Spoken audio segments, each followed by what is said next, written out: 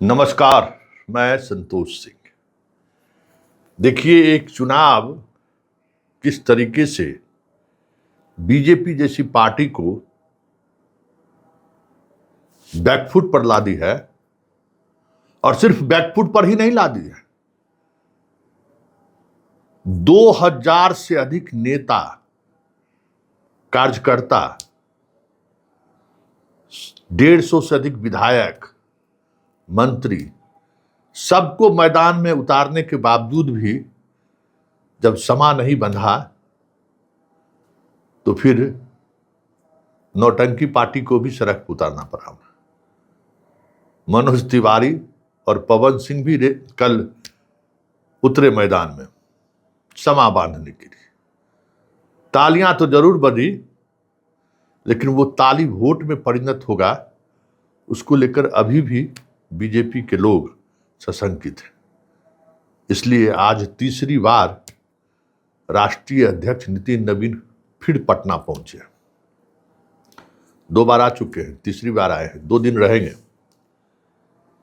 और हालात जो है लगातार कह सकते हैं कि हाथ से निकलता जा रहा है।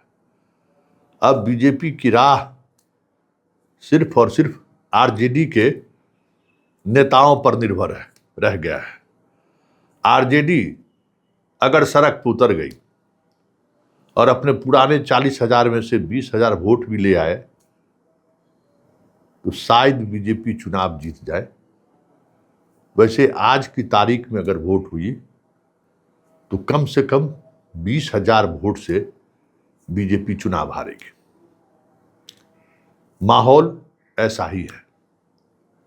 ये जो कास्ट का जो दाव खेला गया है, ये दाव आज गिनती के साथ रिटर्न गिफ्ट देने की तैयारी लोग कर रहे हैं कि बांकीपुर कंस्टिट्यूएंसी में कितना लाला बचा हुआ है, कितना लाला है। क्योंकि जातीय जनगणना में बहुत कुछ लोगों को समझ में आ गया है कि महज 10,000 भी वोटिंग कैपेसिटी बांकीपुर विधानसभा क्षेत्र में लाला का नहीं रह गया है। 10,000 भी।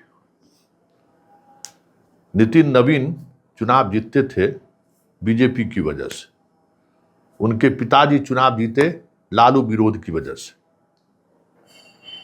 कोई बीजेपी का वो गढ़ है ऐसा नहीं है।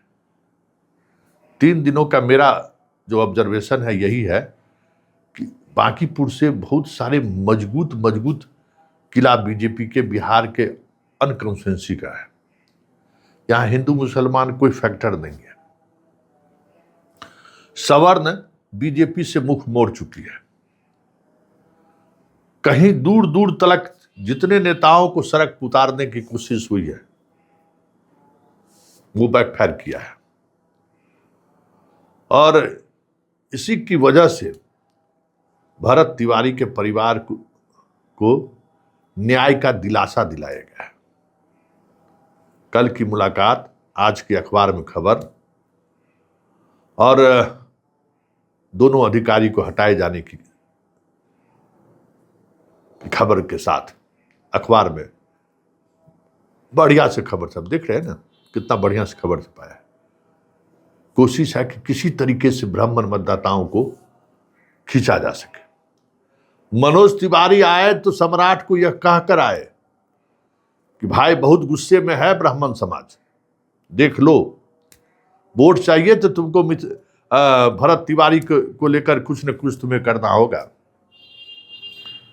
लेकिन ये भी तो आदिवासी है ना। पंडित जी इतना बेवकूफ जात तो नहीं है, या पंडित जी को तो इस तरीके से ठगा जा नहीं सकता है। अरे FIR दर्ज है, गिरफ्तारी कीजिए, जेल भेजिए, तब न समझ में आएगा कि हाँ भरत तिवारी को न्याय अब मिलेगा। दोनों को अपने पद से हटाकर वेटिंग फॉर पोस्टिंग में डाल दिए। वाह वाह वाह, क्या बात है। FIR आपके थाने में दर्ज है ना, उस FIR पर क्या कार्रवाई अभी तक हुई है? न्यायिक आयोग के गठन के बाद आपने FIR दर्ज किया है। इसलिए इस स्तर तक वोटर को मनाने की कोशिश हो रही है। क्योंकि जो सर्वे रिपोर्ट है वो बीजेपी के को निंदाराम किए हुए है। राजपूत हो, भूमियार हो, ब्राह्मण हो, मुश्किल से 2-4-5% वोट मिल जाए तो बहुत बड़ी बात है।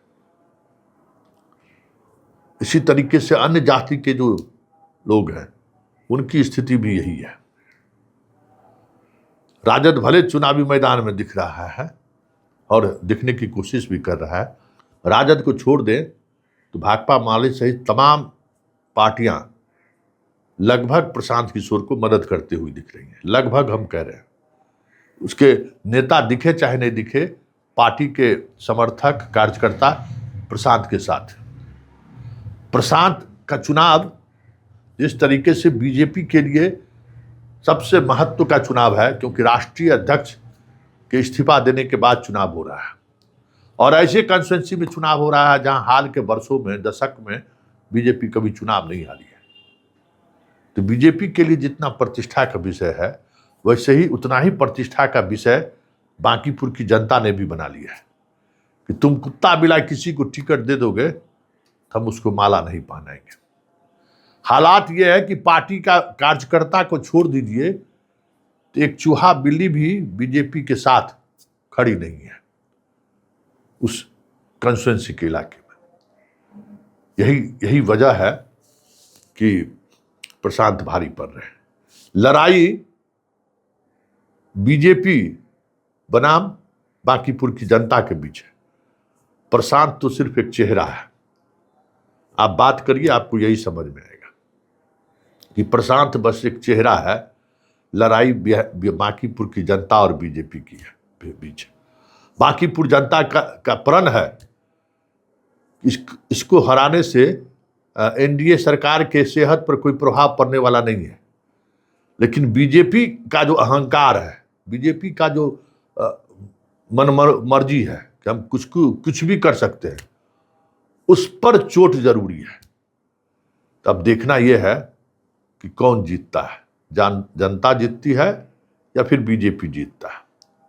क्योंकि लड़ाई बांकीपुर में यही है और कोई लड़ाई नहीं है। तमाम बड़े नेताओं के मैदान में उतरने के बावजूद भी कोई खास बदलाव होता हुआ दिख नहीं रहा है। कुछ खास चीजें दिख नहीं रही है। लेकिन बीजेपी है, सभी तरीके का हथकंडे का इस्तेमाल वो करेगी ही करेगी। और उस हथकंडे में सबसे बड़ा हथकंडा आज की तारीख में राजद प्रत्याशी है। कोशिश हो रही है कि किसी तरीके से तेजस्वी आकर रोड शो कर दे, तेजस्वी आके 5-7 सभा कर दें, ताकि जो राजद का वोट उस मिजाज की तरफ बढ़ रहा है, इस बार बीजेपी को सबक सिखाना है, उस पर ब्रेक लगे। लड़ाई जो जनता और बीजेपी के बीच जो सीधी लड़ाई बनती जा रही है, उसको त्रिकोणात्मक कर दें। अब बीजेपी के पास यही रणनीति बची है। इसलिए रेखा गुप्ता कंफर्ट स्थिति में है।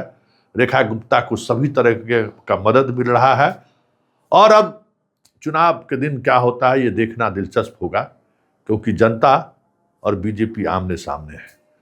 और बीजेपी अब इस कोशिश में उतर आई है कि हम इस पूरे चुनाव को जो 2 धुरी में सिमटता जा रहा है, उस धुरी को हम तोड़कर त्रिकोण बना दें। और जैसे ही त्रिकोण बनेगा, बीजेपी अपना पुराना रिकॉर्ड भी तोड़ दे तो कोई बड़ी बात नहीं है।